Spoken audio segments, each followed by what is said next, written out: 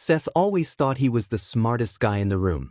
He'd breeze into work 2 hours late, dump his projects on me, disappear for a bathroom break, and somehow still take all the credit.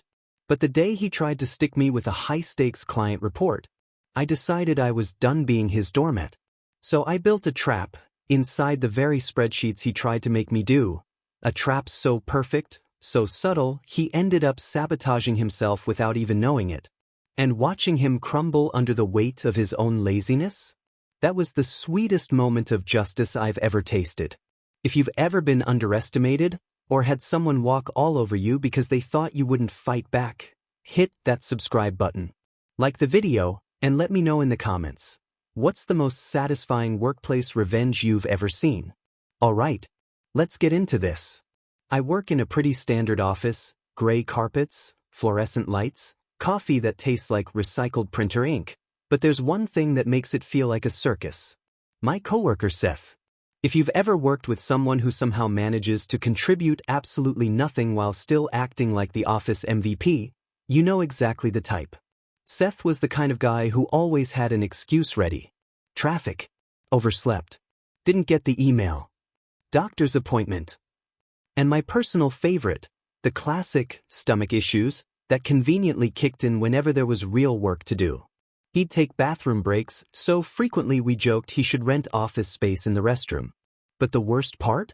He wasn't just lazy, he was strategically lazy. He always found someone else to dump his work on, and for the last 6 months, that someone else had been me. It started small. Little emails here and there. Hey, could you help me clean up these numbers real quick? Mind taking a look at this spreadsheet? I'm swamped. Could you organize these reports? You're way better at it. And like an idiot I said yes, not because I liked him, but because I didn't want to look unhelpful. But help turned into habit. Habit turned into expectation. And expectation turned into exploitation. He didn't want help. He wanted a free labor machine. He'd send me his entire workload and then disappear for hours. I tried complaining to my boss, twice. Both times, Seth played the innocent victim. Oh, I was just collaborating. I thought we were splitting tasks. Maybe there was a miscommunication. And my boss, who hated conflict more than anything, let him off with a warning so weak it might as well have been a hug. The breaking point came one Thursday afternoon. We had a major client report due in 2 days. It was Seth's project, his responsibility.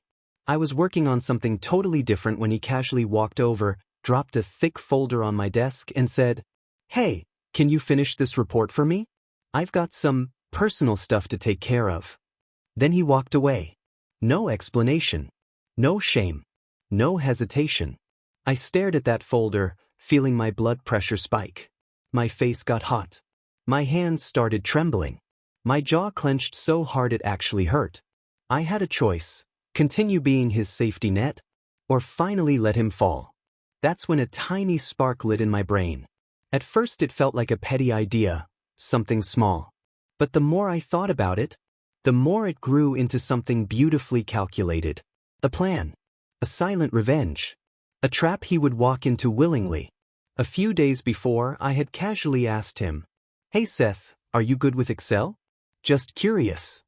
He laughed in that dismissive, arrogant way he always did. "Excel? That stuff's too complicated. I just do the basics." Perfect. Excel was my arena. My playground. My weapon. So when Seth dumped those spreadsheets on me again, acting like I was his unpaid assistant, I smiled and said, "Sure, I can take care of it." He handed them over, clueless. I opened the files. And I began building. Now, let me be clear, I didn't break anything. I didn't delete data. I didn't corrupt the file. I simply rearranged reality. I embedded hidden formulas inside the spreadsheets, buried under layers most beginners wouldn't know to check. Cells that appeared blank were actually carrying equations. Some columns looked normal but recalculated numbers every time someone copied them. If Seth tried to move data from one sheet to another, the numbers would scramble just slightly, enough to throw off the entire report. It was subtle, elegant, invisible to anyone who didn't know what they were doing. And Seth? He definitely did not know what he was doing. But the real magic of the trap wasn't the sabotage itself. It was that the sabotage would only happen if Seth tried to take credit and do last-minute work without checking anything.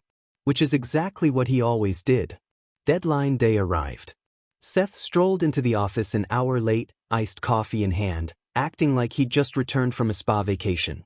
He sat at his desk, opened the report, skimmed it for maybe 20 seconds, and leaned back like he'd done the whole thing himself. Then the phone rang. It was the client. And they were furious. I watched Seth's expression change from boredom, to confusion, to panic in a matter of seconds. His face went pale. His mouth fell open slightly. Saying, "What? No, that can't be right." Over and over.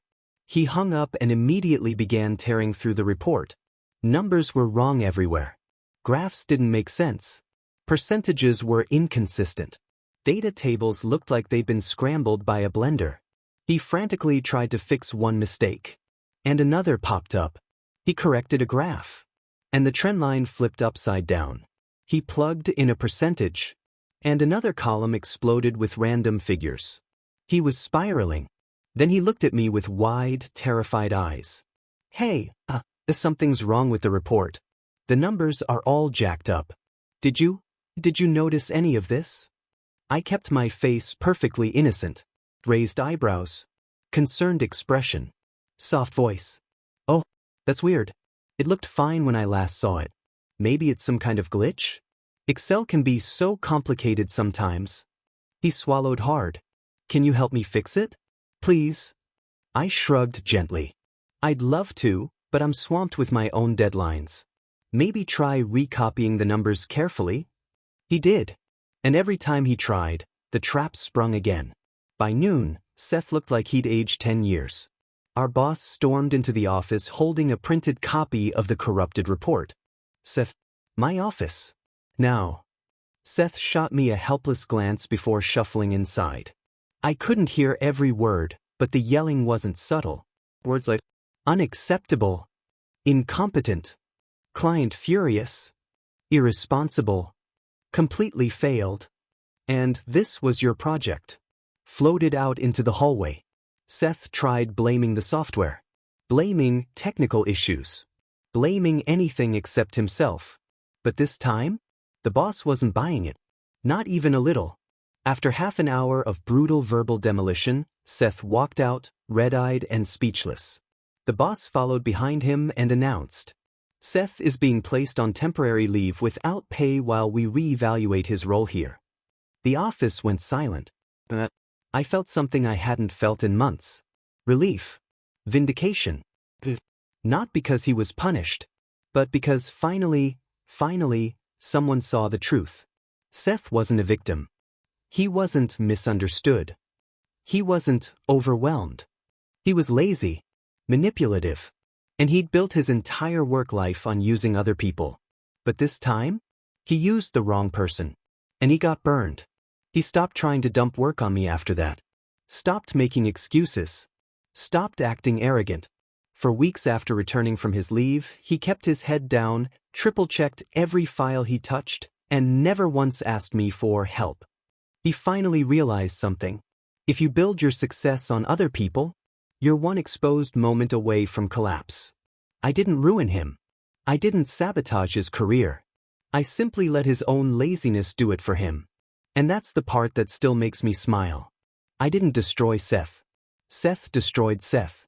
Sometimes the most satisfying justice isn't loud or dramatic. It's quiet, precise, poetic. When someone constantly takes advantage of kindness, eventually the universe shows them exactly who they are. No help required. All I did was let the universe speak. If you enjoyed this story of justice served with a side of Excel magic, make sure to like the video and subscribe for more Reddit revenge stories. And tell me in the comments, what's the worst coworker you've ever had to deal with, and how did you handle it? Thanks for watching. Until next time.